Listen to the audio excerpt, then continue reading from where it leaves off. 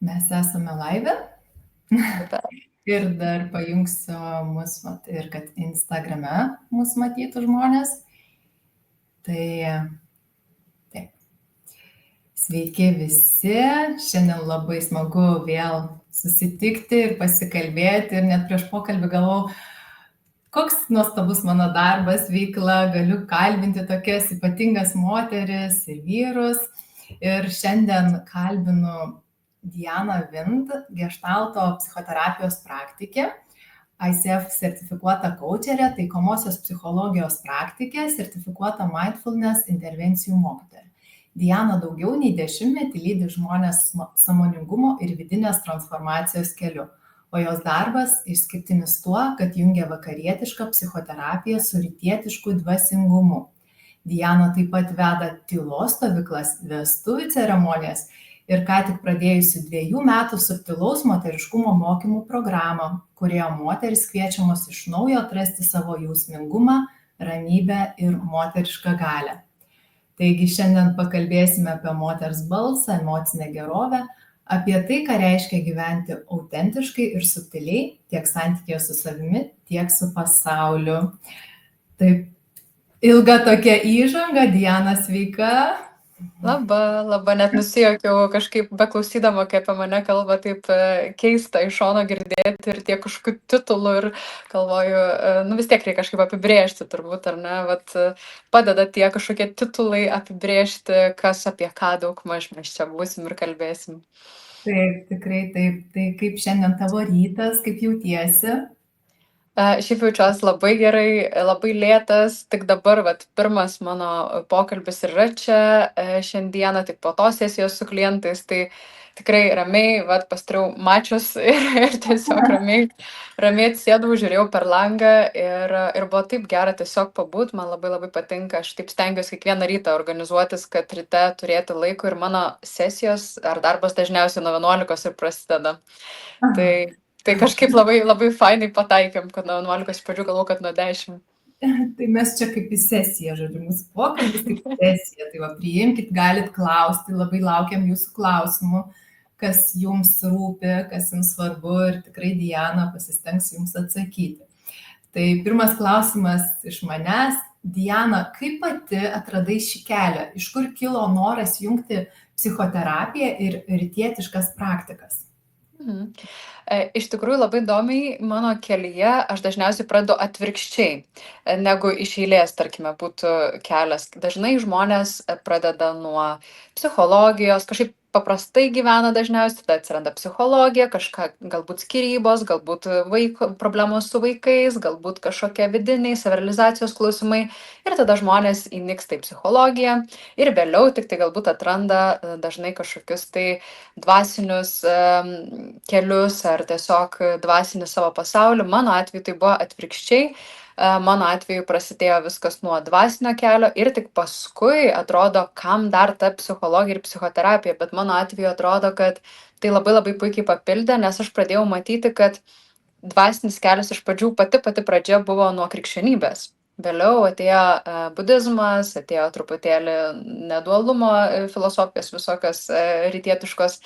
Tai sakykim, kad pradžia buvo labai toks gilus ryšio su savim ieškojimas, aš turėjau stiprias patyčias mokykloje ir turbūt tai mane atvedė, nes atėjo kažkada vienuolė pas mus ruošti mus pirmai komunijai, aš mačiau jos akis ir aš supratau, kad tose akise yra kažkas, kur jinai žino kažką daugiau už mane ir aš noriu tokių akių.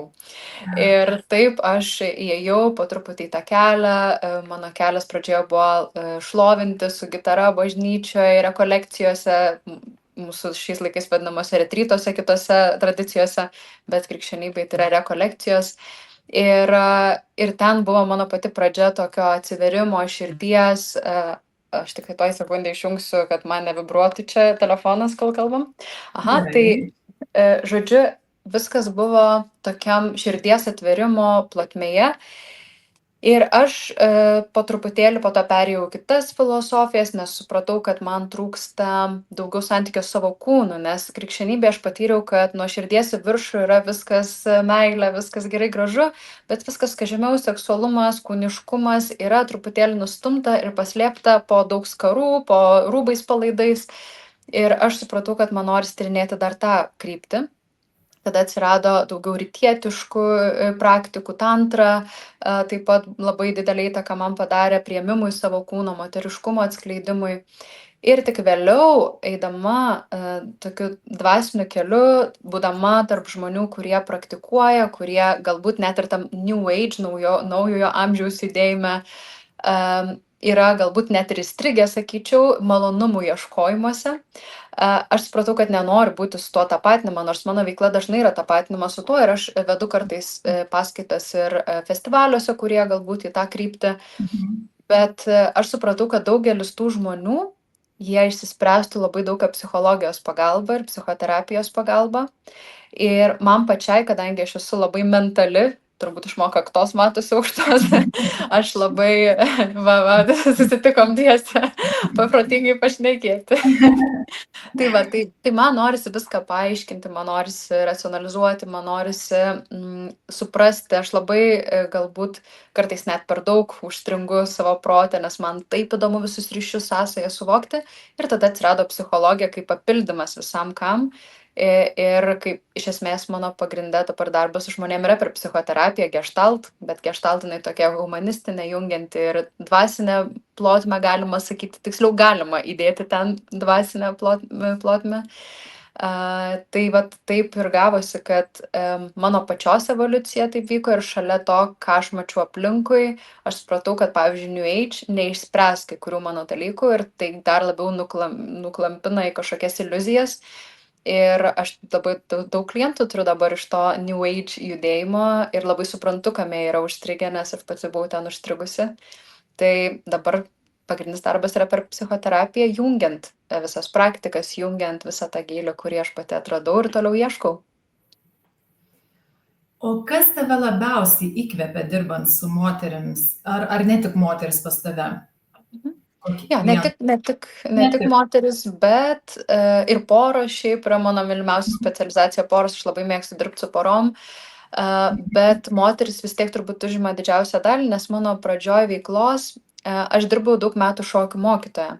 Ir šokių mokytoja dirbant, aš pati praėjau labai tokį nemažą evoliucijos kelią, kai atėjau šokti su vyru, ypač po krikščionybės ir su kontaktas su vyru, ką reiškia prisileisti, jausti, kvėpuoti kartu, žodžiu, vienu ritmu žengti, klausyti vyro, atsakyti, atliepti. Ir tada aš atradau, ką reiškia įsiklausyti, ką reiškia būti moteriškoje energijoje, priimti, o ne tik vesti, nes aš esu tikrai gana aktyvi ir veikli ir visada turėjau stiprų charakterį ir dabar klausyti čia kažkokio vyro, kuris dar pjauna visai ne pagal muziką ir net ne tuos žingsnelius, ką mokytojai sako. Tai išmokė labai daug nuolankumo, įsiklausimo, tekėjimo. Ir šalia to aš pradėjau dalintis su moterim, kurios ateidavo į šokių pamokas apie tai, ką aš atrandu, ką reiškia atsiduoti, ką reiškia tikrai įeiti į kontaktą, jausti, kaip išgirsti, kaip vyro signalus dar jam nedavus to signalo, bet kaip jo kūnas ruošiasi. Tai tokį subtilumą, jautrumą per judesį. Moteris tiesiog pradėjo manęs klausti, ką jam daryti ir aš pradėjau dalintis su jom. Ir taip pradėjo vystytis mano veikla. Tai daugiausiai ir buvo moterim, pirmi kursai, pagal moteriškus archetipus, ekstatinė moteris, kai mes tyrinėjom skirtingus archetipus per šokį, per judesį, leisti savo būti visokia. Nes ką aš pajutau būtent šokiuose, kad moteris neprisileidžia vyro, nes jaučia, kad tokios, kokios jos yra, bus nepriimtos, nes jos pačios kažkur atstumia tą dalį savęs. Galbūt muzika yra kažkokia labiau seksuali ir tada jos galbūt atstumia visiškai tą seksualumą ir negali tada ateiti į kontaktą, arba ne, čia tik su savo vyru, negalima tiesiog šokti pagal tokią muziką su bet kokiu vyru. Tai darbas pagrinde ir yra priėmimo savęs po truputėlį skirtingų savo archetipų, skirtingų savo sluoksnių. Tai dėl to turbūt daugiausiai su moterim tas darbas ir prasidėjo, bet šiaip nemažai ir vyrų turiu ir asmeninėse sesijose, tylos stovyklose irgi yra miksas vyrų, moterų, porų kursuose ateina ir vyrai vieni, ir su moterimis, tai Iš tikrųjų visi vyrai sako, kodėl tu mus diskriminuoji, mums labai patinka pas tave, nes tu labai logiškai papasakoji, kodėl tu tom moterim vien tik darai. Bet kažkaip man atrodo, kad nu, yra miela dirbti su moterim, yra kitokia energija, kai surenka tik moteris. Man pačiai labai įdomus klausimas apie šokį ir kaip moteris neprisileidžia kito vyro, tik nori su savo vyru šokti. Apie ką čia kalba? Ir ar tai yra galbūt irgi moters kažkoks vat, tipažas, kad tarkim jai yra saugu su savo vyru, ar vis dėlto čia apie kažką kalba? Įdomu. Labai įvairios priežastys. Iš tikrųjų, ką aš tikrai pastebėjau, kad daugelis bijo, kad tada galbūt atsiras pagrindas neištikimybei, jeigu šoksiu su kitais.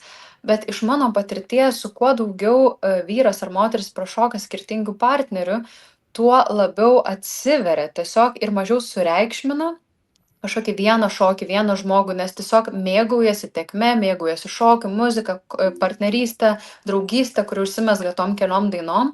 Bet kai žmonės neleidžia savo, tai tada kaip tik atsiranda didesnis pagrindas neištikimybei, kažkokiam slaptam atitrūkimui nuo grandinės, kurio pats prisirišau save. Tai man atrodo, kad va šitas dalykas dažnai, ką aš girdžiu, tai tokia kaip baimė, kad neištikimybė gali nutikti, arba jeigu man patiks labai va su kitu šokti, tai tiesiog reiks su daug šokti. Ir su kuo daugiau šokat, tuo tada mažiau prisirišimo ir daugiau pagarbos skirtingiams žmonėms, suvokimo skirtingų žmonių energijos. Bet gali būti įvairiai, kai kurios moteris to bijo, kai kurios tiesiog labai nemėgsta prisileisti žmonių arti, daugiau galbūt introvertiškos, daugiau arba daugiau bendruomeniškos, savo bendruomenę mažą linkusios. Tai visaip tikrai nebūtina eiti visiems tuo pačiu keliu. Man asmeniškai tai buvo labai įdomus kelias, bet tikrai ne visiems jis yra. Reikia rasti savo kelią, kai kurie eina per tokį monogamišką, ar ne, tokį labai dviese kartu atliekant praktikas kelią. Aš irgi tokiu ėjau su savo partneriu. Bet vis dėlto aš labai praturtėjau, kai atsivėriau ir įsileidau daugiau žmonių. Tai negaliu pasakyti vieno dalyko, labai įvairiai, labai skirtingai moteris dalinasi. Taip. Noriu dabar paklausti, kadangi mūsų konferencijos tema moters balsas ir noriu tavęs paklausti, kaip tu supranti tą savoką moters balsas, ką jis tau reiškia darbe, gyvenime, kaip tu tai girdi?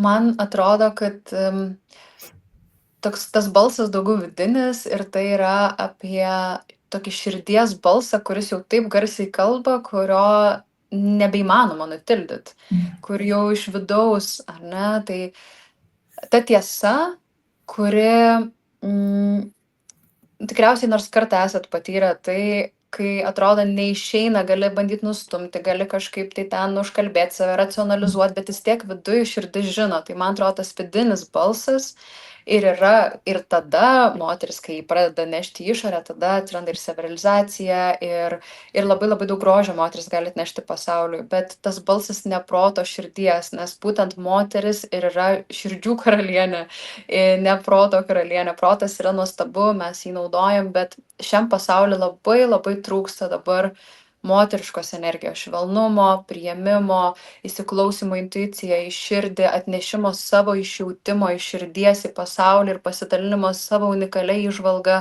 To labai trūksta. Labai daug yra tokio kopijavimo, labai daug yra viską, kas racionalu, kas apsimoka. Ir tikrai visas pasaulis ilgisi to moters balso, aš skaičiau pirmiausiai vidinio ir po to, kaip jis išsitransliuoja, kai moteris leidžia savo, kai jinai nebegali jau laikyti viduje ir leidžia savo parodyti pasauliui. Tai man tai yra apie tai iš tikrųjų. O ar dažnai pas tave kreipiasi moteris, kad būtent negirdžiu to vidinio balso, nežinau kaip elgtis, nejaučiu. Ar ateina moterų ir ką tu tuo metu joms pasiūlai, ką jūs darot? Tai mano pagrindinės klientės būtent ir yra tos, kurios ateina ir sako, Diana, aš noriu tavo lengvumo. Lengvumas yra tas žodis, kurį pamini turbūt kiekviena ateinanti.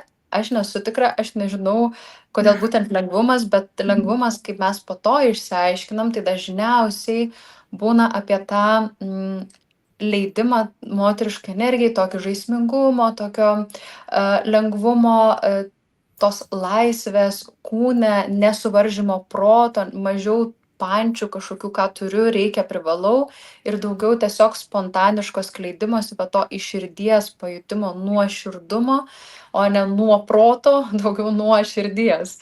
Tai iš tikrųjų, tai turbūt pagrindinės mano klientės, tai yra perfekcionistės moteris, daug pasiekusios moteris, aš turiu tikrai tokių verslių, veiklių moterų, kurios būtent nori priešingo poliaus, tarsi jos yra moteris ir suderina savo moterišką prigimtim tą veiklą, bet jos tampa sausos, akys nebešvyti, jaučiasi, kad negirdžiu, tarsi protų, knygas skaitau, kaip čia sveikai gyventi, kaip čia ką daryti, bet jausmo jokio nėra. Ir tai yra darbas labai lėtas po truputėlį, vedant per kūno pojūčius, nes pradžioje dažnai protas sako, nu kam čia reikia, kokia čia prasmė, koks čia rezultatas iš to, nes labai sunku protui įtikinti pradžioj, jisai sako, nu geriau ką nors praktiško padaryk, negu ten lėtą kažkokį judesį 10 minučių, 15, tai per tas 15 minučių gali pamedituoti, ant kažkokį tikslą išsikelti. Tai atrodo, reikia pradžioj dar tą protą įtikinti, kad apsimoka į tą moterišką energiją eiti, o tada jos visiškai, jeigu eina tuo keliu, pasikeičia. Tai visos praktikos, kas yra pirmiausiai saugumo užtikrinimas, švelnumo su savimi, jautrumo savo kūnu, įsiklausimo į mini tokius dalykus, elementariai, kaip pavyzdžiui, jeigu noriu nueiti į tualetą, einu į tualetą dabar, jeigu noriu pavalgyti, gerai, pasižiūriu, ką galiu suvalgyti sveikesnio iš to, kas yra dabar, bet sveikesnio ne tai, ką mano protas pasakys, bet tai, ko jaučiu, kad mano kūnas. Tai tokie labai maži kasdieniai lavinimai ir mes daug darom per kūną, praktikoje yra tai gyvi susitikimai, tai mes ir šokam ten, ir purtomės, ir rėkaujam, ir nesąmonę šnekam, neaiškia kalba, ir dainuojam, ir bet ką darom, kas išvestų iš proto, ir tada jis sako, wow, sako, aš dabar pailsėjau žymiai daugiau, negu kad per visą savaitę atostogų. Tai tokie atrodo paprasti dalykai, bet į gamtą elementariai, kartais išeinam į gamtą tiesiog su kliente, ne kabinete, susitinkam ne online, o susitinkam miške. Tai labai padeda. Tokie elementarūs dalykai, viską mes žinom, tik kartais mums reikia, kad kažkas pravestų, nes mes jau antiek nerandam laiko, nerandam, kodėl mums to reikia, protas užracionalizuoja, ką būtų vertingiau padaryti dabar. Tai taip, mano pagrindinės klientės yra tos, kurios nejaučia savęs. Ir tikriausiai pagrindinės klientės tos, kurios jau pavargo būti stiprios. Kaip ir sakai, perfekcionistės, ar ne?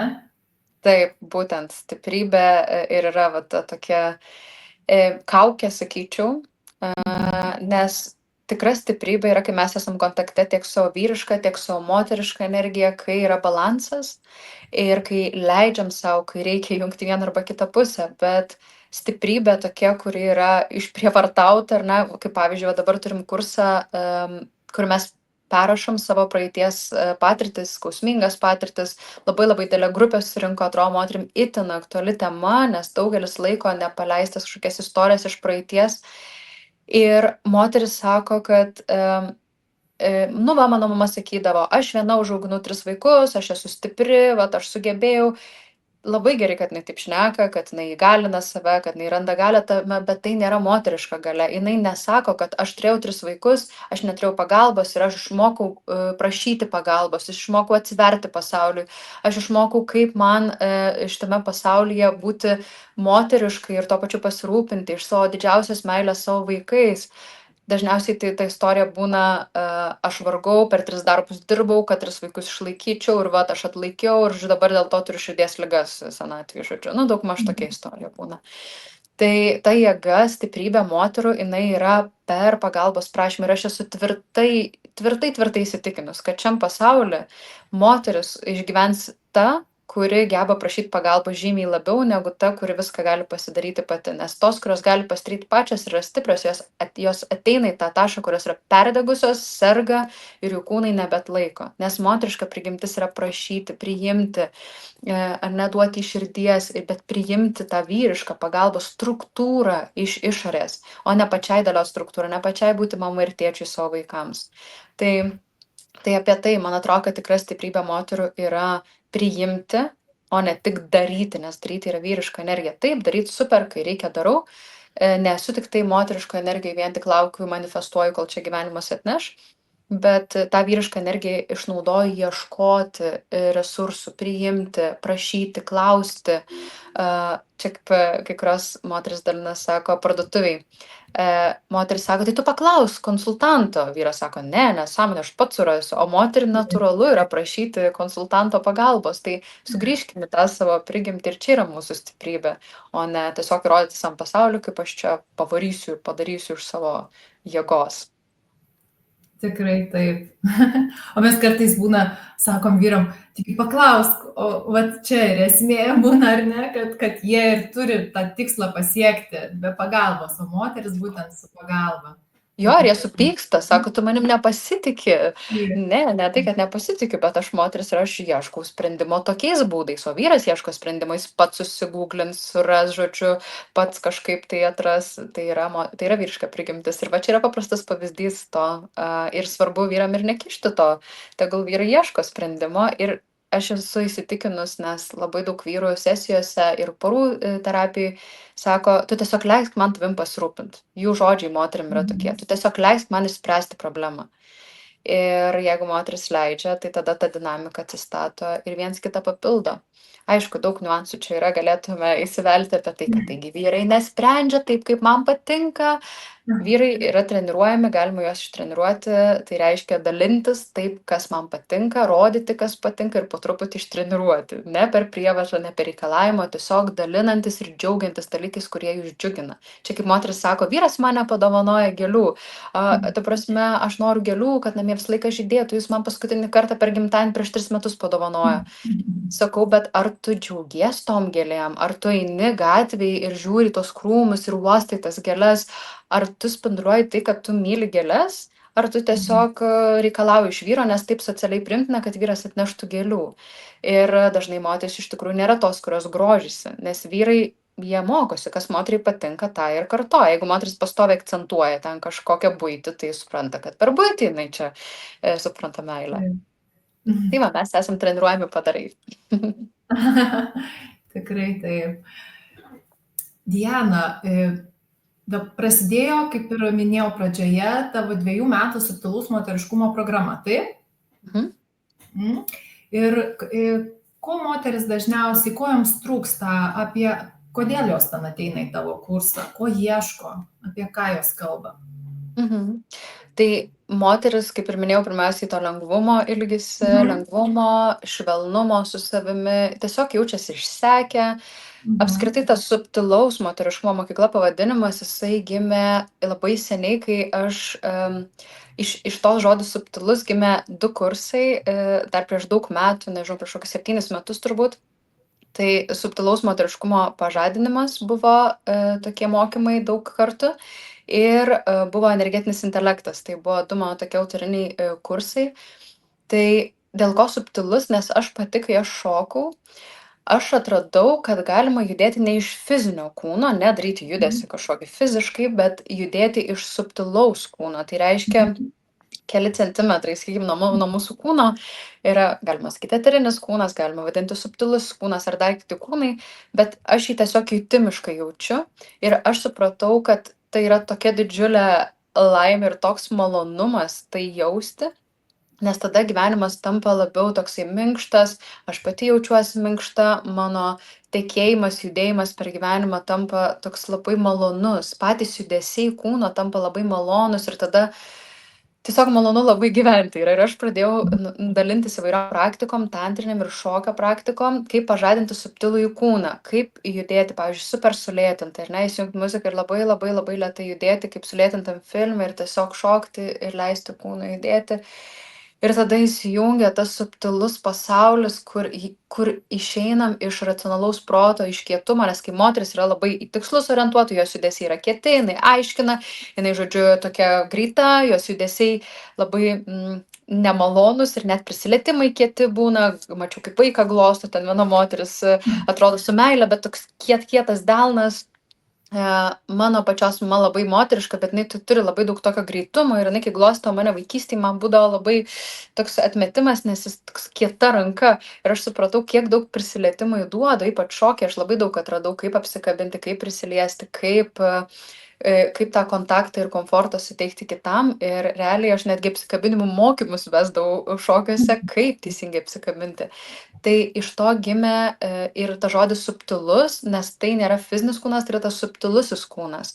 Ir kai aš pati pradėjau praktikuoti ir vaikščioti tiesiog mišku, gatvėmis ir jausti savo subtilųjį kūną, aš išėjau iš nuolatinio mąstymo, to overthinkinimo, tokio kietumo, atsirado viskas per pajutimą, atsirakino pojūčiai, intuicija, atsirakino visiškai kitoks pasaulio suvokimas, jautimas ir matymas. Ir tada eigoje per psichoterapiją aš atradau, kokie dalykai moteris stabdo, kodėl jos negali to kūno savo subtilaus pažadinti, kodėl kai kuriuom yra sunku pajausti. Ir tada aš jau daug metų, kokius 5 metus gal galvoju apie subtilaus moteriškumo programą.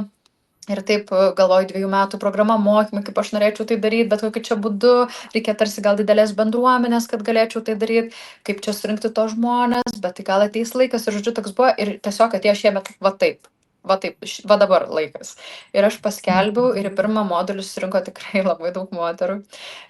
Turbūt rekordiškai kiek yra susirinkę į tos online mokymus, bet aš paskelbiau, kad yra moduliais. Tai gali prisijungti tik į kažkurį modulį, gali prisijungti į visą semestrą. Ir tai po truputėlį veda. Pats pirmas semestras dabar yra apie tą deconditioning vadinamą, ar ne, visų tų sąlygotumų, nusimetimo nuo savęs, įsitikinimų, paleidimą praeities, kuris stabdo, kuri ir įveda žmogų į nuolatinę simpatinės nervų sistemos aktyvumą, į nuolatinę įtampą. Ir tada moteris negali būti moteriško energijoje, nes moteriška energija yra atsipalaidavimas, priėmimas, yra jautrumas, subtilumas, tai yra atsipalaidavimas, tai yra parasimpatinė nervų sistema, tai yra visiškai kita būsena, negu darau, veikiu, greičiau sužiūrėti, visus suorganizuoti ir tą reikia mokėti perjungti, būnant moteriai, ypač šiame pasaulyje, kur dabar moteris nelabai turi čia tokią luxury, žodžiu, nelabai turi prabangą. Tik tai būti pasyvume, tik tai mėgautis. Mes dabar esam tokios lygios su vyrais ir net kietesnios už vyrus. Tai tiesiog dėl to tie mokymai ir gimė kaip pagalba, nes aš tiesiog norėčiau, kad moteris kuo daugiau pajaustų tą savo subtilųjį kūną, nes tada visas pasaulis matosi visiškai kitom akim. Ir vat kiekvienas semestras veda vis labiau prie pajutimo savęs.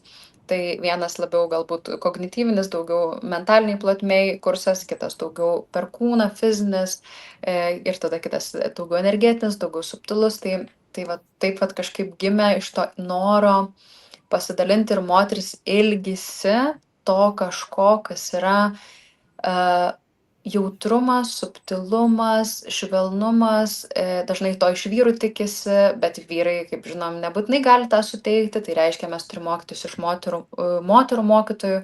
Aš pati labai daug mokiausi iš vyrų ir supratau, kaip svarbu turėti moterį mokytoją, nes tai yra visiškai kitas mokymas, visiškai kitas priėjimas, visiškai kitos kompetencijos, kurias lavinti kaip moteriai. Nes iš vyro aš išmokau kietumo, tokios buvimo savo ašyje, disciplinos, tokios susilaikymo, emocijų suvaldymo ir tai labai labai geros kompetencijos. Ir moterim, kurios yra per daug moteriškos, jom reikia daugiau vyriškų mokymų, bet moteris, kurios didžioji dalis moterų dabar per daug vyriško energijai, joms reikia kaip tik šitų mokymų apie subtilų moteriškumą, ne tą kažkokį moteriškumą, kur pasiūstedam sijonus, nes aš pradžioje irgi tam moteriškume buvau, kur ten stedam ilgus sijonus, žodžiu, tenais prisižiūrim savo išvaizdą ir ten kvepuojam ir atsidusinėjam visur. Tas toks dabar kultas truputėlį kitą pusę mes. Tai va, tai apie balansą ir apie lengvumą ir švelnumą savim. Pas mus, žinokit, Panevėžyje ledukai lyja. Aš taip nes. Priešai sakys, taip net. Wow, aš girdžiu truputėlį vos girdisi. Jo, žinokit, sakau, ledukais, o vaikai lauką išleido. Galvoju, kuris čia dabar pasislėpęs. Tai va čia toksai kaip moteris, irgi va tas jautrumas, kaip va apsaugoti iš karto noris ir viską matom. Taip. Tai jeigu nori, gali su vaikus susičekinti. Ne, viskas tvarkoja, jis jau 10 metų, tai tikrai moka pasirūpinti vyras. Taip, ras sprendimą. Taip, ras sprendimą, žino, kada reikia grįžti namo. Tai kalbant apie kūną, tai kaip moters kūnas kalba apie emocinę gerovę ir subtilumą? Ką galime išmokti iš savo kūno? Apie tą judesį, čia viską labai girdžiu, kad į tą pusę einam. Tai iš tikrųjų kūnas visada, visos emocijos yra kūne. Tikriausiai jau tai žinom, jeigu nežinom, tai tiesiog informacija, kad mes emocijas jaučiam kūnu. Ir čia galbūt ir taip prie emocijų truputėlį privesiu, kad emocijos, apie užspaudimą emocijų, apie tada atsiranda ir kūno kietumas, kai mes užspaudžiam emocijas, kai neleidžiam savo jų jausti. Tai darbas su kūnu yra darbas su emocijom iš esmės. Kai kūnas pradeda judėti, tampa labiau plastiškas, emocijos pradeda daugiau plastiškai judėti. Tai nereiškia, kad dabar jos pasileidžia ir dabar mes jų nebesuvaldysim ir, žodžiu, jos mus nuneš. Bet tai yra apie išjudinimą kūne esančių įtampų ir energijos, kur yra užstrigus. Tai emotion ar ne, energy in motion, energija užstrinka kūne ir neišjuda ir tada atsiranda kažkur įtampos. Kai mes pajaučiam kūne įtampą, tai labai signalizuoja apie tai, kad kažkur mes kažko neleidom, nepaleidom, neišleidom, sulaikėm, nebuvo vietos tam, nesijautėm saugios pakankamai, kad išleistume ir tai niekur nedings iki kol mes sąmoningai neišjudėsim ar neatsipalaiduosim. Kartais jau neišeina atsipalaiduoti, kai yra daug įtampų, tai reikia specialių praktikų, kurios tada ir išpurto, ir išjudina. Bet iš esmės, kodėl žmonės užspaudžia emocijas, tai yra daug sąlygotumo ir iš tėvų, ar ne, mūsų tėvai nebuvo per daug susitelkę į emocinę gerovę, čia dabar mūsų šiuolaikiniam pasauliu labai tokia tema, nes atėjo tam laikas, mes turim visas sąlygas dabar eiti į emocinę plotmę. Bet iš esmės mūsų emocijos tai yra signalas, kaip mūsų tas vidinis sodas gyvuoja. Tai ignoruoti tas pats, kas ignoruoti gėlę, pavyzdžiui, ant stalo stovinčią, kuri pradeda vysti. Nekreipim dėmesio į ją, ne? Tai jinai ir nuvys, o po to jau ją atauginti, iš naujo atgaivinti, užtruks labai ilgai ir tai nebus lengva ir lygiai taip pat su mūsų vidiniu sodu. Jeigu mes ignoruojam vietas, kur mums vysta, kur nepatogu, nes emocijos sako, kad kažkas vidiniam sodui yra negerai, trūksta drėgmės, trūksta saulės kaip džiaugsmo, drėgmės kaip kažkokio pasirūpinimo, palaistymo mūsų ar ne, atliepimo mūsų poreikių. Tai esmė yra puoselėti savo vidinę šventovę arba vidinį sodą. Ir jeigu neklausom emocijų, tai neklausom signalų apie tai, kad vysta kažkas mums ir kažką reikia paleisti. Tai visiškai nelogiška yra. Bet kažkodėl mums atrodo, kad labai logiška yra ignoruoti vystančią gėlę savo viduje. Tai kai mes užspaudžiam tas emocijas, mumise pradeda vysti tos dalis, pradeda darytis nemalonu, pradedam jausti kažkokį, kad džiaugsmo nebėra, visiškai nepavyksta patirti džiaugsmo. Jeigu vieną emociją uždarom visas emocijas, neįmanoma uždaryti tik tai vienos, tada kūnas kietėja, spaudžia, spazmuojasi, jokių orgazmų, jokio seksualumo, pastojimo problema moterim labai aktuali šiuo metu, nes iš tikrųjų moteris, kai dabar daugelis gydytojų ir sako, taigi tiesiog atsipalaiduokit, sako, 3 mėnesius dabar atsipalaiduokit ir nieko nedarykit. Ir jos pastoja. Atrodo, skamba lengvai, ar ne, bet kuriam pavyksta, kurios iš tikrųjų kartais gal net išeina iš darbo, su šunim eina kasdien pasivaikščiot, namus puoselėja, pasirūpina, rankšluosčius namie pakeičia, kur vyrai sako, kam taigi turim rankšluosčių, bet ne, reikia visų vienodų, estetiškų, ten žodžiu, reikia gėlytę pasodinti. Ir moteris atsigauna per tokius dalykus ir tada jinai didesni šansai, kad pastoja. Iš tikrųjų, ką girdžiu iš gydytojų, tai atrodo tokie paprasti dalykai. Kartais tai yra tos įtampos tokios gilios, kad neišeina ir paleisti. Tai mūsų kūnas įtampom visada signalizuoja, kad kažkokios emocijos yra užspaustos. Lygiai taip pat ir mūsų emocijos, kurios sukyla tuo metu, prieš racionalizuojant reikėtų išgirsti ir pirmiausiai leisti tą emociją. Leisti tai nekalbu apie leisti į išorę, bet pavyzdžiui, kažkas padarė kažką man nemalonaus, aš jaučiu pyktį. Ir ką dažnai moteris daro, pajaučia pyktį, bet aš neturėčiau to jausti, nes tas žmogus gal nesąmoningai padarė ir šiaip jisai, gal net neturi sąmoningumo tokio, kad ir pradedam racionalizuoti. Viskas, įtampa lieka, nes mano kūnas sako, palauk, tai tu mano pusėje ar tu to kito žmogaus pusėje, kieno tu čia dabar pusėje. Tai ir tada kūnas nustoja mumis pasitikėti ir atstatyti pasitikėjimą savim, tai reiškia atstatyti pasitikėjimą, kad kūnas pradėtų pasitikėti, kad kai jam reikės mūsų, mes būsim čia dėl jų. dėl kūno. Tai paprasta, pasitikėjimą atstatyti labai aiški formulė, būti savo pusėj, ne kitų žmonių pusėj.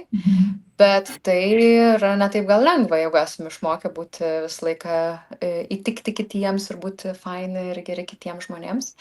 Tai iš esmės kūnas signalizuoja apie užspaustas emocijas, jeigu yra įtampos, ir iš kūno galime išmokti apie savo vidinę būseną, apie vidinį sodą, jeigu nejaučiam emocijų arba emocijas nuracionalizuojam, tai kūnas visą laiką jisai pagaus, net jeigu mes ir bandom protu kažkaip tai pirmą paneigti. Tik tai, kai pajaučiam jausmą, mums nebūtina, jeigu pyktį pajutom, tai dabar ir rėkti iš karto ant to žmogaus.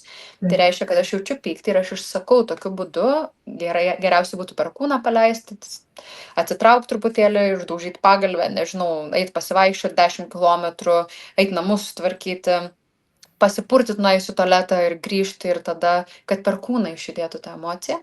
Ir tada, nes gyvūnai taip ir daro, ar ne, jie ten supyksta kažkas, po to išsipurto ir tada eina gulėti ilsėtis, parasimpatinė nervų sistema įsijungia ir regeneruojasi.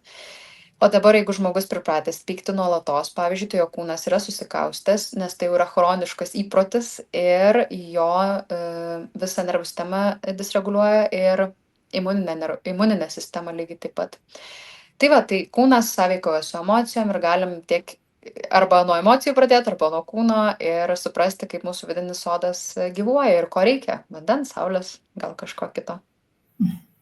Apie tą pyktį noriu dar pratęsti, tai kaip būti to savo pusėje.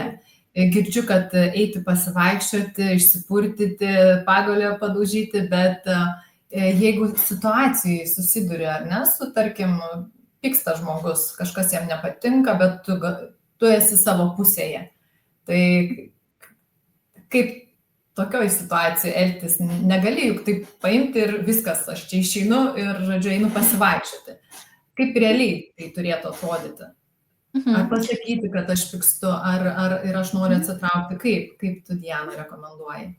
Tai faktas, kad pirmiausiai pagaunu, nes kas vyksta? Pirma ateina emocija arba kūno pojūtis, tada tik ateina racionalus protas. Tai jeigu mes sugebam pastebėti, kad sukilo emocija, įsisąmoninti tada per tas milisekundės, žodžiu, kad aš supykau, nes jaučiu, kad mano kūnas galbūt reikia išmokti atpažinti tą pyktį. Kai kurie žmonės ant tiek yra nusibuknę, kad nejaučia, kas yra pyktis, kad ten karštis sukyla, ar ten spaudžia krūtinėje, ar pečiuose, ar dar kažkur.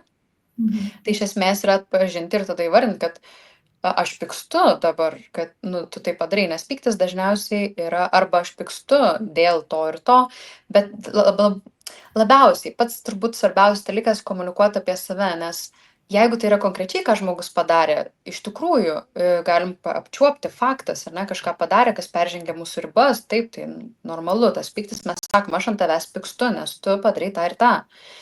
Kartais neišeina iš karto komunikuoti, tada sakom, aš pykstu, ir jeigu tai nėra staigi situacija ir turim laiko, ar ne, ir tai yra su antra pusė, pavyzdžiui, mes galim sakyti, okei, man reikia 5 minučių, dabar 10 minučių truputį atsitraukti, pagalvoti, nes jeigu aš dabar ką nors keisiu, tai aš tiesiog sproksiu ant tavęs.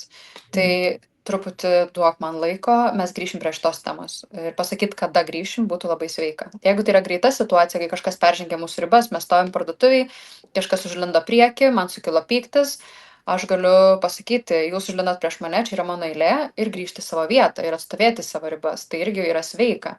Bet jeigu žmogus pradeda kažką tenais, nežinau, šakotis, tai tada mes galim pasirinkti, kas būtų išmintingiausia šitoje situacijoje elgtis. Ar mes einam iš tą vaikų darželį, nes pyktis yra vaikiška emocija. Tu man kažką padarei. Ir jeigu ar mes norim išlikti išmintingesni ir pasirūpinti savim kitais būdais. Tai nereiškia, kad nusileisti dabar, bet aš galiu galbūt nusileisti, bet kitoj vietoje apdovanoti save. Tai reiškia, kad visą laiką ieškoti būdo, kaip pagal esamą situaciją aš galiu būti savo pusėj, o ne bet kuriuo atveju būsiu savo pusėj ir visi kiti eina, žodžiu, po velnių. Ne, tai reiškia, kad aš tiesiog, jeigu nėra galimybių pasirūpinti savim, tai aš savo sakau, kad jo, dabar nėra, šitas žmogus yra šiknis, jisai užlindo, aš negaliu dabar kažko padaryti, bet mes jam leidžiam. Tiesiog viduj duot leidimą. Okei, mes leidžiam, kaip ten, duok durniui kelią.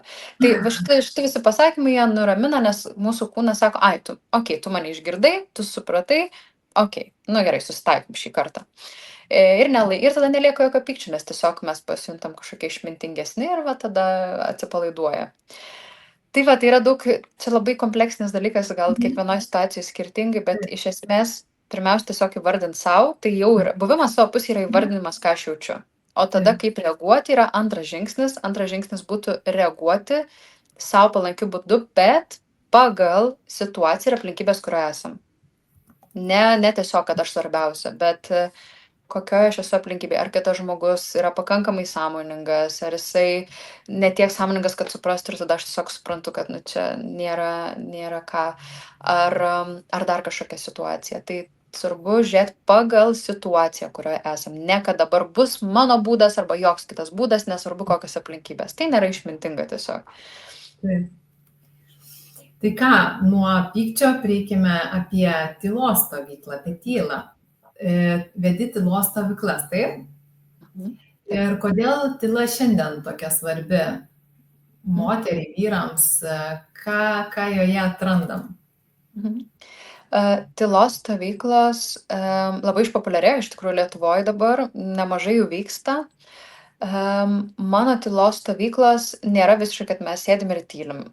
Mes darom įvairias praktikas, bet jos yra tyloje, vadinasi, mes nenuracionalizuojam, neįsiveliam į kitų žmonių istorijas, mes būnam tik su savo procesu ir visiškai dėmesys keliauja į vidų.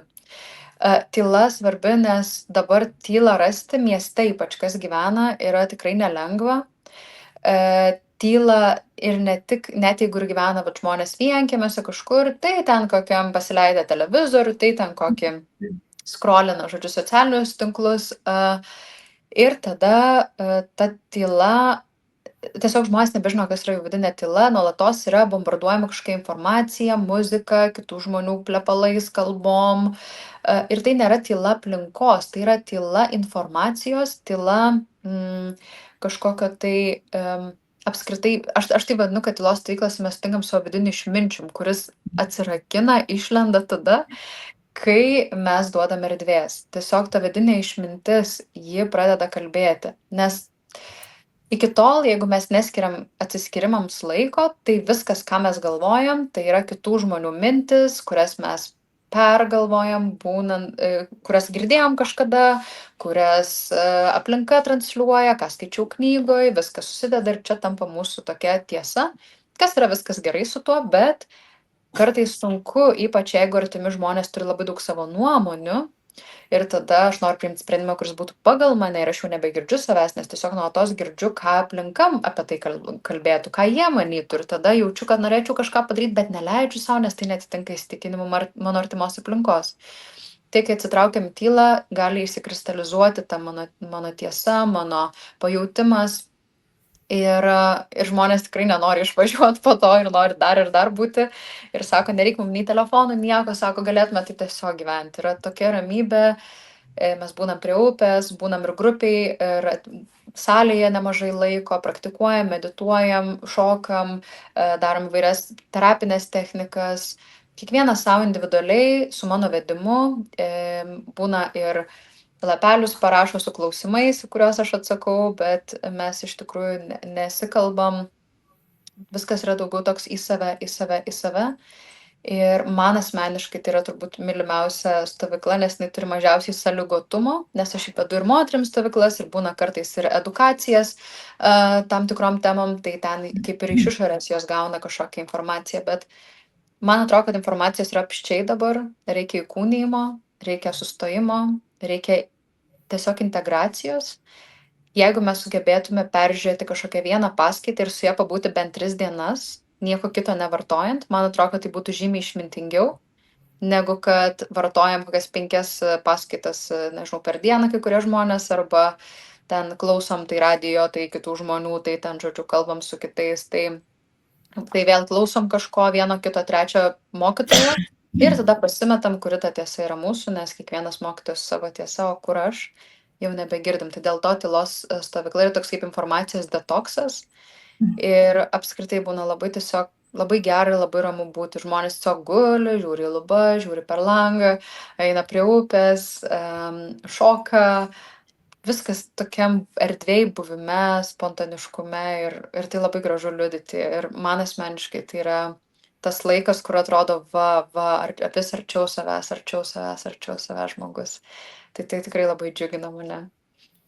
Man taip dar skamba, kad būtent tylos stovykloje galima būtent ir išgirsti tą savo tikrąjį balsą, ar ne? Tą vidinį balsą. Kai aplinka nutyla. Kad vidinę tiesą savo, ar ne? Taip. Ar kitas mano klausimas, ar įmanoma suderinti veiklumą, karjerą ir subtilų moteriškumą? Ir galbūt, žinai, pavyzdžių, aš net nebejoju, tai iš karto apie tave pagalvojau. Tai ar įmanoma? Tai viskas yra įmanoma, nu gerai, ne viskas, didžioji dalis dalykų yra įmanoma, bet ką tikrai galiu pasakyti, kai ateina moteris, pavyzdžiui, bet festivalyje buvau vienam šią vasarą ir labai daug moterų sėdėjo rate ir mes darėm iš pradžių praktikas, o paskui dalinomės. Ir viena moteris apsiverkė ir sako, bet kaip man tai kasdienoje, vat šitą energiją jausti, sako, aš dirbu banke, ten yra ir su tokiu pykčiu kalba ir vėl per tokį protą, žodžiu, kad ten įmanoma būti moterim ir toks, bet gal nuskambės labai kontroversiškai, nes jau mes dabar tokia laisva jau, žodžiu, šalis, bet kam moteris eina dirbti banką, jūs man pasakykit? Kam? Kodėl to reikia? Kam sau tai daryti? Nu, kai bankas nebūtinai blogiausia vieta, bet turiu omeny, kam moteriai eiti į tokį visiškai proto sausą sistemą ar tokį pasaulį vyrišką? Kam atimti iš vyrų tos darbus, kur vyrai žymiai gal kartais labiau pagal prigimtį suderintai galėtų tenais veikti, funkcionuoti? Kai kuriuom moterim patinka, viskas gerai, aš neteisiu jų, bet aš tiesiog nežinau, kam taip daryti su savim. Aš asmeniškai taip nedaryčiau, aš asmeniškai pasirinkčiau moterišką sritį ir joje būčiau veikli, aktyvi, aktyvistė ir tada yra žymiai lengviau suderinti savo moterišką pradą. Moteris atsigauna, kai rūpinasi, o ne kai sprendžia kažkokias loginės problemas. Tai labai didelis skirtumas, aš tą pačią veiklą galiu daryti besirūpinant savo bendruomenę, aplinka, žmonėmis, situaciją, tiesiog puoselėti aplinką, arba galiu spręsti aktyviai problemas, dalyvauti mytuose, ten, žodžiu, susidurti su dideliu kiekiu streso. Ir testosteronas nuo to gaminasi, jeigu mes sprendžiam problemas, įveikiam, randam sprendimą, galvojam, ar ne, tai po to moteris ir turi pernelyg didelį kiekį testosterono, kas ir duoda nevaisingumą, pavyzdžiui, kas duoda tokį kietumą, labai tokį, mane pačią buvo pakilęs testosteronas, žinau, ką reiškia, viskas tampa taip, kas čia per nesąmonę, kam čia to reikia, taip viskas labai sausa, tik beprasmiška, nėra džiaugsmo, viskas taip logiška ir sprendžiam problemą, kam čia reikia dabar kažkokius niuansus eiti, davai prie esmės ir tada viskas taip pilka ir moteriai tai yra nesveika pagal jos, tiesiog jos kūnui yra nesveika. Kažkiek testosterono mes turim ir to reikia ir tai duoda ir seksualumą, ir gyvybinę tą energiją, ir veiksmą, bet kodėl ne puoselėti toj veikloj, kurioje mes esam, kam spręsti problemas pastoviai strese, nes stresas yra visiems nesveika, stresas yra neišsprendžiamos problemos, o jeigu tai yra kažkokia veikla, kur yra nuolatos nesibaigiančios problemos, kurias reikia spręsti, tai tiesiog sudeginam savo ir antinkščių problemos ir turiu nemažai perdegusių moterų ir net ir darančių savo mylimas veiklas. Tai ne tik kalbu apie čia tokius darbus, kurių vyriški, bet jeigu moteris daro veiklą savo mylimą, bet dabar pasakysiu tokį gal kontroversišką dalyką, kad moteris galvoja, kad jos nuo vyriškos energijos pervargsta, bet moteris nuo moteriškos energijos išsenka, nes moteriška energija yra noriu, dar šito noriu ir šito, bet jeigu šitą padarytume ir labai daug idėjų, labai daug tokios idėjinės energijos, kuri tarsi, galima sakyti, vyriška, bet iš esmės tai yra tie norai, troškimai, kaip būtų gražu, kaip būtų fainai ir visi tie norai oriniai ir yra ta moteriška energija nesubalansuota. Mums reikia stabilios vyriškos energijos, kuris sakytų, okei, tu nori, mes tą padarysim, bet dabar žiūrėk, pirmą šitą padarom, tada šitą, okei, atsibodo, gerai, grįžkim prie to. Tai čia yra moteriška energija subalansuota. Nesubalansuota energija gali mus sudeginti. Tai va, tai man atrodo, kad tikrai galima suderinti ir aš asmeniškai derinu nuolatos, tai reikalauja pastangų, nes aš labai mėgstu veikti ir daryti, bet aš sąmoningai skiriu laiką poilsiui, kas yra neproduktyvus laikas, kas yra absoliutus tiesiog sėdėjimas, žiūrėjimas per langą, kas yra pasivaikščiojimas ir tą privalomai traukti į dienotvarkę arba veiklos, kurios būtų labai mažai atimančios galbūt mentalinės energijos daugiau rankom kažką daryti, tai va tokie dalykai atpalaiduoja ir esmė balansuot, viskas yra apie balansą, bet labai nelengva išbalansuot, man asmeniškai irgi nėra lengva, nes visas šitas pasaulis yra apie varyk, varyk, daryk, dar visos galimybės tavo, prašau, ką nori, realizuok save. Ir moteris per amžius amžinosius niekada neturėjo tokių laikų, kur gali viena gyventi, viena butą turėti nusipirkti, viena išlaikyti save ir šeimą, kur gali, jeigu nori, absoliučiai būti nepriklausoma nuo nieko. Tai yra pirmą kartą gyvenime ir jinai nebus atstumta iš bendruomenės, jinai nebus ragana dėl to išmesta, jinai sąmoningai gali tai pasirinkti. Ir tai yra, mes neturim pavyzdžių. Dabar, pavyzdžiui, net ir vadovėliuose juk yra toksai lygių teisių ten ar įstatymas, nežinau, ar taip sutarta, kad įtraukti ir vyrišką pavyzdį, ir moterišką pavyzdį. Ten ir vieną istorinę kokią figūrą moterį, ir vyrą šalia. Nes dažniausiai istorijos vadovėliuose yra vyrai. Bet nėra tiek daug pavyzdžių, aišku, ir nebuvo užrašoma, čia kitas niuansas, bet moteris dabar jos yra didžiausiam savo pike, koks tik tai buvo, ką mes atsimenam, aišku, čia būtų galima kvestionuoti per skirtingas civilizacijas ir taip toliau, bet sakykime, dabar tikrai moteris yra labai laisvos, bet suderinti nėra lengva, nes visa aplinka sako, varyk, daryk, žodžiu, hustle kultūra visą tą pirmyn, viskas įmanoma ir būk milijonierius būdamas 15. Ir, žodžiu, 15 metų jau milijonierius nėra labai sveika žmogaus psichiniai sistemai. Tai va, tai įmanoma, visos praktikos, kurias mes darom kursuose, padeda balansuoti ir tai yra, ką aš pati atradau per savo ieškojimus, nes aš esu tikrai labai aktyvi, man labai patinka veikti ir tuo pačiu labai patinka jausti ir patinka mėgautis. Tai tik tam reikia sąmoningo dėmesio šitam pasauliu ir moterų mokytojų, ne vyrų mokytojų. Ir į tą pačią temą, tai kaip atpažinti, kad gyvename ne iš vidinės ramybės, o iš įtampos ir kaip grįžti į save? Tai vidinė įtampa visada pasireiškia, visas tas reikia ar ne, gali būti, kad noriu ir gali būti, kad reikia. Pirmiausia, tai žmonės labai, ypač moteris dažnai komunikuoja, ne, tai man reikia, be manęs ten sugrius kažkas. Jau čia pirma komunikacijos problema yra tai, kad mes nekomunikuojam, aš renkuosi tai daryti, man privilegija tai daryti, čia yra mano pasirinkimas, mano noras, tai yra daugiausiai man reikia, aš privalau. Ir tai jau rodo tokią aukos poziciją, kas jau rodo, kad moteris daro iš tokio prievartos ir tai nėra ta vidinė galia jos, tai yra tiesiog išprievartauta galia iš savęs. O ta vidinė galia, vidinė jėga yra, kai aš darau iš to, kad man jie kyla impulsas, kad aš noriu, kad aš renkuosi, ar ne? Tai va tas renkuosi, o nereikia. Tai pastebėt, kaip kalbu, pastebėt, su kokia energija ir tą galima labai lengvai atpažinti. Ir kaip manai, kokia yra didžiausia šių laikų moters klaida santykėje su pačia savimi? Aš truputį girdėjau jau tavo pasisakymų, bet gal apibendrinant jau taip. Kokios tos didžiausios klaidos? Tai kelios, nežinau, viena ar vardinsiu, bet iš esmės tai yra rūpestis kitais tam, kad gaut pripažinimą. Nes moteris sako, aš viską dėl visų darau, aš tiek stengiuosi, o aš negaunu. Tai viskas gerai, tai tu turėtum būti pasikrovus, nes moteris pasikrauna, kai rūpinasi kitais. Bet jeigu išsikrauni, vadinasi, kažkur yra netiesa, tai greičiausiai rūpinėsi kitais iš to, kad nori būti vertinta. Ir tavęs neįvertina. Ir tada tiesiog jau tiesiai išsekus. Tai čia yra net ne tiek, kad ne pati problema yra, kad rūpinasi kitais ir pameta save, nes per amžius moteris rūpinosi kitais, nes moteris širdis atsiveria, kai jinai rūpinasi kitais. Bet pats požiūris, iš kokios energijos aš tai darau, ir yra didžiulė klaida.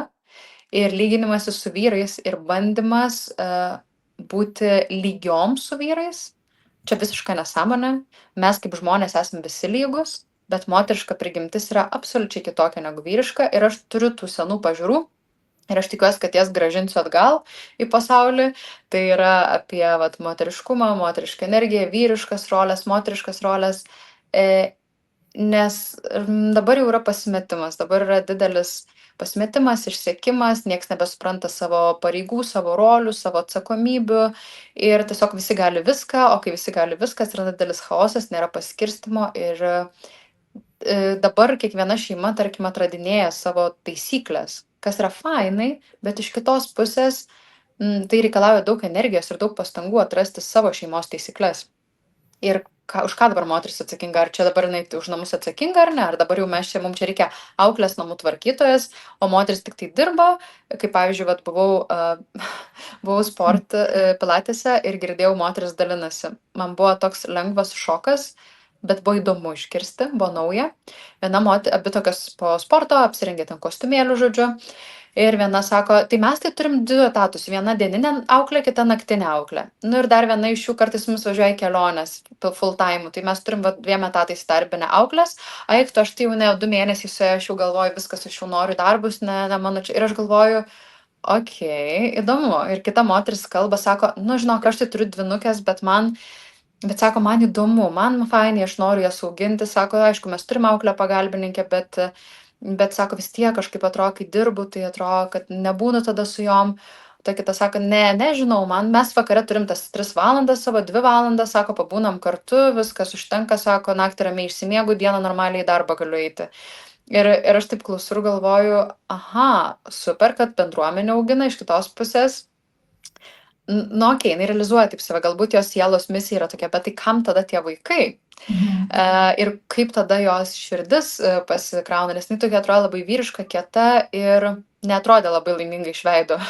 Bet čia tik mano požiūris, ar ne, aš negaliu teisti, galbūt tai yra teisingas kelias, bet man atrodo, kad pasaulis ilgisi moteriškumo ir moteris dabar lygiuojasi su vyrais ir jaučiasi labai dažnai net ir sesijose, kad kapstom einant giliau per įsitikinimus, kad jeigu aš nevarysiu tiek, kiek mano vyras, tai aš būsiu nieko verta. Ir jeigu aš sėdėsiu su vaikais namie, tai reiškia, kad aš esu nieko verta. Tai nesėdėk namie, eik su vaikais kažkur, veik kažką, ar ne, mėgaukis, atras naujus dalykus.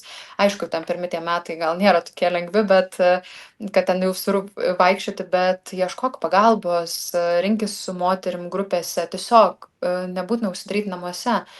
Nes tada vyras irgi, jeigu moteris kalba tik apie kokios spalvos buvo kakutis šiandien vaiko, tai tada natūralu, kad ir jam neįdomu. Ne jokiam žmogui nebūtų įdomu, jeigu visa kalba tik apie tai. Bet tiesiog nesilygiuoti su vyrais ir ieškoti savo autentiškos moteriškos galios, balansuoti savo vyrišką ir moterišką energiją, nenukrypti į vieną ar kitą pusę ir tiesiog daugiau mėgautis gyvenimu ir atnešti tą pasimėgavimą savo aplinkai. Man atrodo, čia yra didžiausia dovana, ką moteris gali atnešti, švelnumo, minkštumo, džiaugsmo, natūralų tokį. Visi vyrai labai dalinasi, kad ilgisi tiesiog tokio spontaniškumo, džiugesio kai grįžta namo, mažiau problemų, daugiau tiesiog gyvybės. Ir tai yra įmanoma padaryti, kai moteris pati savo gyvenime tai susikuria. Tai pagrindinės klaidos yra, kai lygiuojasi moteris su vyrais ir kai nori gauti pripažinimą per rūpinimąsi kitais, vietoj to, kad pasikrautų iš ten ir darytų tai iš širdies ir kitais būdais paprašytų, kad būtų atliepti jos poreikiai, tai jinai tikisi, kad bus atliepti jos poreikiai, darydama dėl kitų. Tai čia yra didžiulė klaida tikėtis, o ne prašyti pagalbos. Tai va. Taip, ir mūsų jau pokalbis eina į pabaigą ir dar pabaigoje noriu tavęs paklausti, nepaklausti, o tiesiog kad ką norėtum nuo savęs moterims palinkėti. Iš tikrųjų labai gražus pokalbis, aš klausyčiau ir labai įdomu ir Instagrame rašo moteris, kad labai įdomu ir kad Diana esi didelis įkvėpimas, Giedrė dalinasi. Tai ką norėtum palinkėti jau pabaigai? Tai atrodo, ką tik visko prilinkėjau. Taip, bet apibendrinant, taip. Jo, tiesiog būkim pačios įdomios savo ir mėgaukimės gyvenimu ir mažiau reikės ieškoti tada kituose, kad kiti mus įvertintų, kad kiti kažkaip pripažintų ir ieškokim malonumo visame kame, visuose procesuose, gaminant valgyt, einant į darbą, keičiant pampersus, ieškoti malonumo, pasidaryt, kad būtų fainai, niekas kitas nepadarys ir niekam kitam nėra taip įdomu mūsų pačių gerovė, kaip mums patiems. Tai tiesiog pasidarykim, kad mums būtų fainai, įsileiskim muziką, įsijunkim smilkalą, gėlyčių pasimerkim. Žodžiu, tiesiog net jeigu ir nesate ta moteris, kuri labai puoselėja ten savo aplinką, galbūt esate daugiau karės archetipo, viskas gerai, pasidarykit tada kažką, kas jūs įkvėptų, kaip karė, eikit į lauką, vaiką į nešioklę, ar ne, tiesiog pasidarykit, kad jums būtų fainai, mažiau aukos pozicijos, daugiau pasimėgavimo, nelaukt, kol kažkas išgelbės, bet būt atvirai pagalbai, kol mėgaujatės pati savo gyvenimu. Tai turbūt tokia būtų žinutė dar viena galui. Nuostabu, labai labai džiaugiuosi mūsų pokalbiu ir tuo tavo būtent lengvumu. Iš tiesų, užtenka kelis tavo podcastus pasižiūrėti, reelsus ir tikrai labai jaučiasi tas lengvumas, ką moteris įvardina. Ir labai gražiai irgi pasakai, kad moteris eikim pas moteris, kad mokintis ar ne, tobulėti, augti, nes būtent ir šitie pokalbiai yra, kad išgirsti tą žinutę savo ir pasidalinti tą energiją. Ir tai aš prisidedu prie Dianos palinkėjimo, būtent apie tą malonumą, atsipalaidavimą ir būtent mūsų konferencija, aš ką transliuoju, kad tai nėra apie naujas žinias. Taip, mes išgirsim kažką tai naujo, tai natūralu, bet čia yra apie būseną, apie atsipalaidavimą, apie moterišką tą bendrystę. Tai ačiū, kad organizuoji, ačiū, kad darai tai tokį dievišką darbą tiksliau, kad deivės būri kartu, nes moterim reikia įsikvėpti ir mokytis iš moterų. Tai ačiū tikrai, kad tokį didžiulį dovaną atneši Lietuvai ir aš kažkaip labai džiaugiuosi, tikiu ir palaikau, labai palaikau šitą idėją. Taip, ir tikiu, kad su Diana susitiksim šiais metais, kitais metais, ar ne, gyvai pabendrausim. Ir tai ką, gražios dienos, Diana, tau ir visiems, kas mus klausė, ir įrašas liks pas mus ir kitą savaitę kalbėsim apie gydančią mitybą. Tai kviečiu prisijungti, bus įdomu. Tai iki malonaus. Ačiū, iki.